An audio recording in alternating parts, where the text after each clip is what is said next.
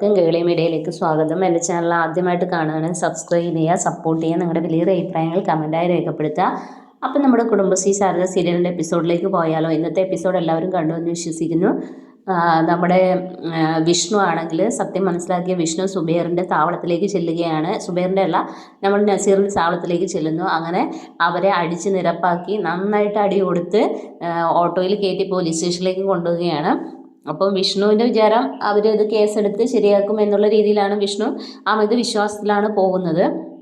അങ്ങനെ വിഷ്ണു സ്റ്റേഷനിലേക്ക് അവരെയും കൊണ്ട് ചെല്ലുകയാണ്. ഇതേ സമയത്താണ് നമ്മുടെ രാഘവൻ നായർ സ്വന്തം വീട്ടിലേക്ക് പോകണമെന്ന് പറഞ്ഞ് വാശി പിടിക്കുന്നുണ്ട്.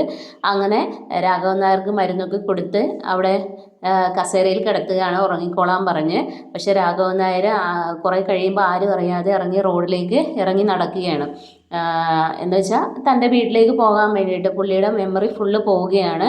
അങ്ങനെ വഴിയിൽ നടന്നു പോകുന്ന സമയത്ത് ഒരു ബൈക്ക് വന്നിട്ട് നമ്മുടെ രാഘവൻ നായരെ അവരിടിച്ചിട്ടിട്ട് പോകും. അപ്പം ഇടിച്ചിട്ട് പോകുന്ന സമയത്ത് രാഘവൻ നായർ അവിടെ വീഴുകയാണ്. ഇതേ സമയത്ത് ഭാമയൊക്കെ സത്യഭാമ രാഘവൻ നായരെ കാണാനില്ലാത്ത വിഷമത്തിൽ ഇങ്ങനെ എവിടെ പോയി എന്നറിയാത്ത വിഷമത്തിൽ ഇങ്ങനെ ഇരിക്കുകയാണ്.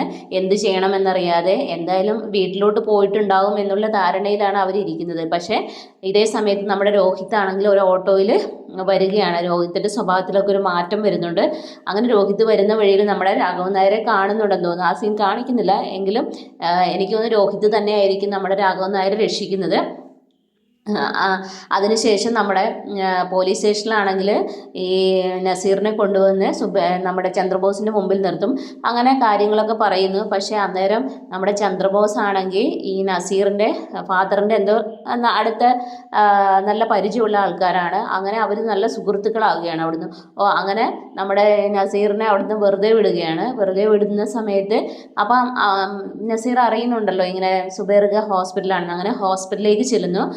നമ്മുടെ ഹോസ്പിറ്റലിലേക്ക് ചെല്ലുമ്പോൾ ഹോസ്പിറ്റലിൽ നമ്മുടെ അനൂപിനുണ്ട്.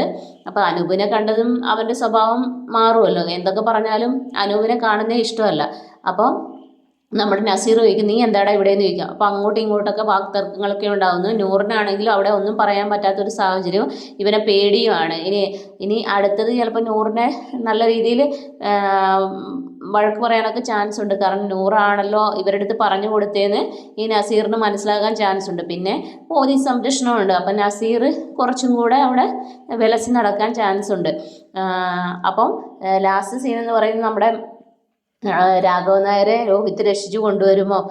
പിന്നെ അതുപോലെ ഇനി മുന്നോട്ട് കഥ എന്താ? അല്ലെ മുന്നോട്ട് ഇനി വിഷ്ണുവിൻ്റെയും ശാലിനിയുടെയും ജീവിതത്തിൽ വീണ്ടും പ്രശ്നങ്ങൾ വരികയാണോ?